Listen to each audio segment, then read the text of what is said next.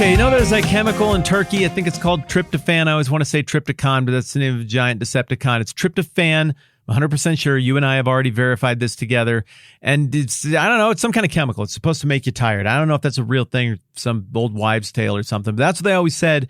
And so whenever you have Thanksgiving dinner or if you eat turkey for Christmas dinner, that's the rumors that's why you always got to go and take a nap. Whatever the case, it sure looks like in Matthew chapter 26, the disciples might have had some of that trypticon stuff in their system because they want to shut it down real bad after their big holiday meal.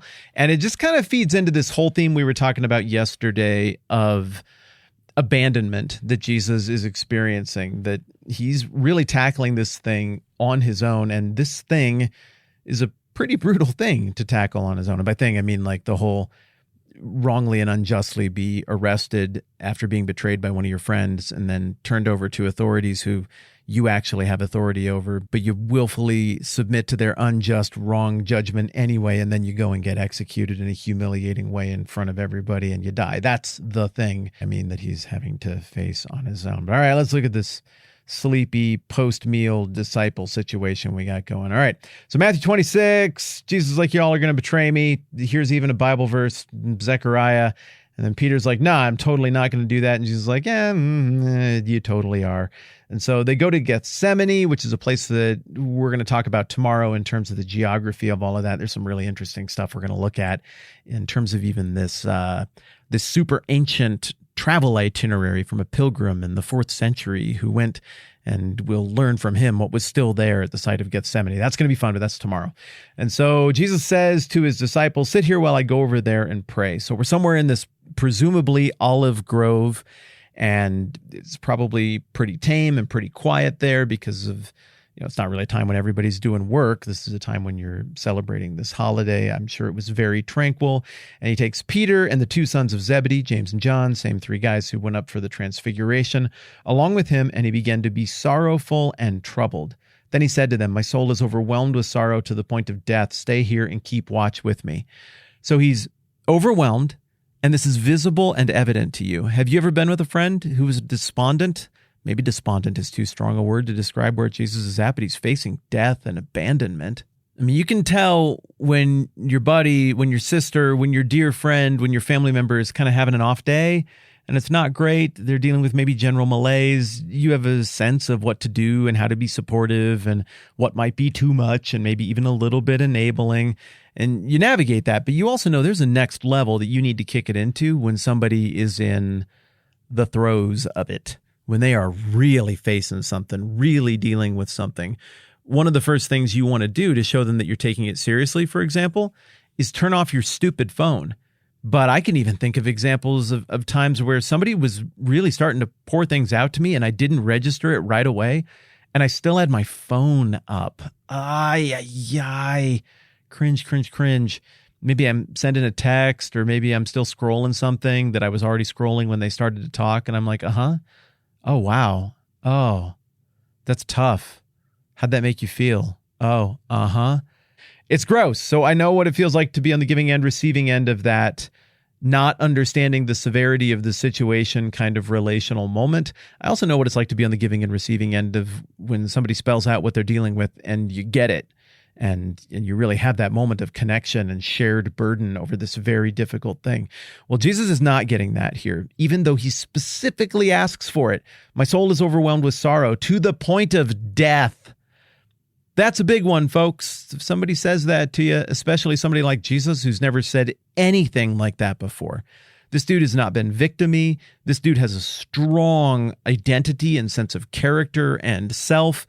He's not one who can't think of how to get people's attention and so just falls back into overly dramatic statements about victimhood and emotional swings to try and create some sort of artificial sense of connection that they can only feel when somebody feels bad and sad for them. That personality disorder, that frailty in our character exists. It can get the best of all of us, but that ain't what's happening here. Jesus has never played this card before, and he says this to his inferiors. He's the master. They're the students. And he says this, I am overwhelmed. He uses that word. Remember, he's saying this to the guys who were freaking out on a boat because they were all going to drown on water they were very familiar with. And he got up and he's like, why are you so worried about stuff?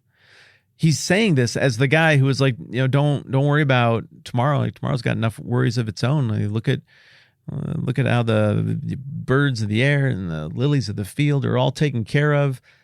God knows what to do with all of that stuff. That is the guy who's saying that he's overwhelmed to the point of death. And then he asks them for something, or commands. I think it's okay to say that. He says, stay here and keep watch with me. I don't want to be alone. I'm overwhelmed to the point of death, and I want you here with me. What are we keeping watch for here exactly? Well, I suppose one way to look at Jesus' request or instruction here would be to say, like, well, we're keeping watch, for somebody who might want to come and arrest me, because you guys notice that Judas isn't here. And do you remember what I said back at the meal? Like, we need to be eyes up here, and I need some time, but I need you to be my eyes and be watching my back. It could be that, but it seems like he also knows that he's walking into this trap. He could have stopped Judas back at the meal when he called him out for what he was going to do if he didn't want to get arrested right now. But unlike the other times in the past where people crush in on him and want to throw him off a cliff, and he's like, yeah, not now. And then he uses some kind of like Jesus trick thing to like just walk right through the crowd and not get thrown off of a cliff or killed because it just wasn't his time. He's not doing that here. He's walking headlong into this situation like a Gus Frerotte headbutt celebration with a wall. So I don't think he's asking them to keep watch because he wants defensive measures or sentries posted. I think this is more in keeping with the stuff that Jesus has been saying all along about being eyes up.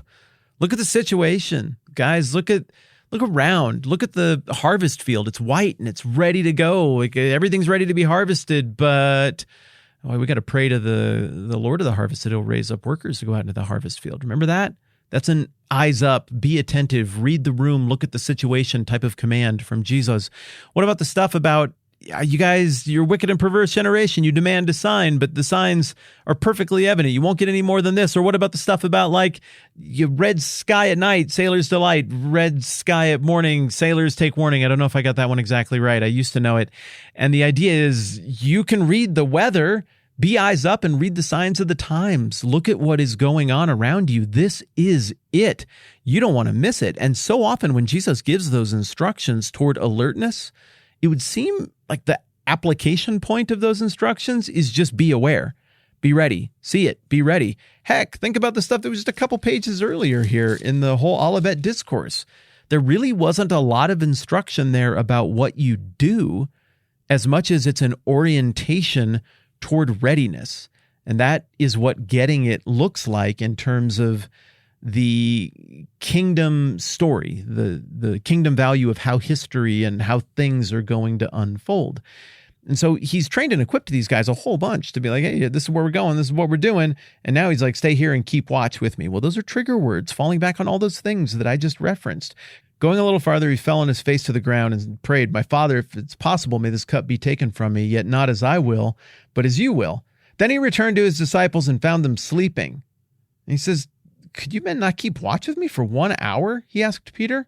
Watch and pray so that you will not fall into temptation. The spirit is willing, but the body is weak. And he went away a second time and prayed, my Father, if it is not possible for this cup to be taken away unless I drink it, may your will be done.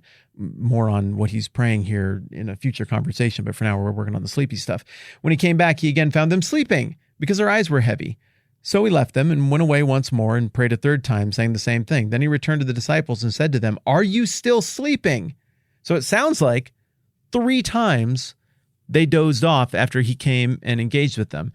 Now, to somebody who hasn't read through the text before, you're going to be like, oh, that goes back to what Jesus said just a few verses earlier before all the praying and sleeping stuff started. And Peter says, well, even if I'll fall away on account of you, I never will. And then Jesus said, I tell you the truth, this very night before the rooster crows, you will disown me 3 times. It's a feint, like Feint, not like faint, like pass out.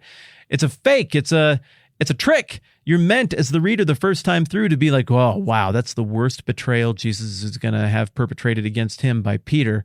He fell asleep 3 times before morning. What happens at morning? Well, the rooster crows. There it is, right there. He couldn't even stay awake. He couldn't even watch and be at his master's side attentively during this difficult time. But we know that the real betrayal happens later, and this one looks pretty mild by comparison. It all fits into that theme of abandonment, and Jesus is going to have to go this thing alone. But also it speaks to how unready the disciples are. At the end of this prayer time that they're sleeping through, Jesus is going to be arrested, and this is the last time in this lifetime of Jesus that they are going to be together. That was it. And they didn't even think about that. I saw a little thing on Twitter the other day. It showed all the boys from the Sandlot, and it's like, nobody realized the last time that you went out with all of your friends in the neighborhood to play, that it would be the last time you ever all went out with all of your friends in the neighborhood to play. And it made me feel very, very sad. That one got me. I didn't deliver it very well to you just now, but it hit me the right way. All of this to say, the disciples just failed the test. And that's disheartening, and it's a pity, and it plays into the abandonment narrative that we are seeing here from Jesus' perspective. Apparently, more still needs to happen before they are ready to fulfill the open world quest that Jesus commissioned them for all the way back in chapter 10. We'll see how that plays out moving forward. Hey, did you catch that little bit of bonus music or new music at the beginning back there? That was from that new album that is coming out in August that Jeff and I have been working on. Jeff is the mastermind. Jeff is the talent. I help some a little bit here and there. That's a good way to describe it. But our project together is called Rooktown, and the album is going to be called The Clamor and the Crash.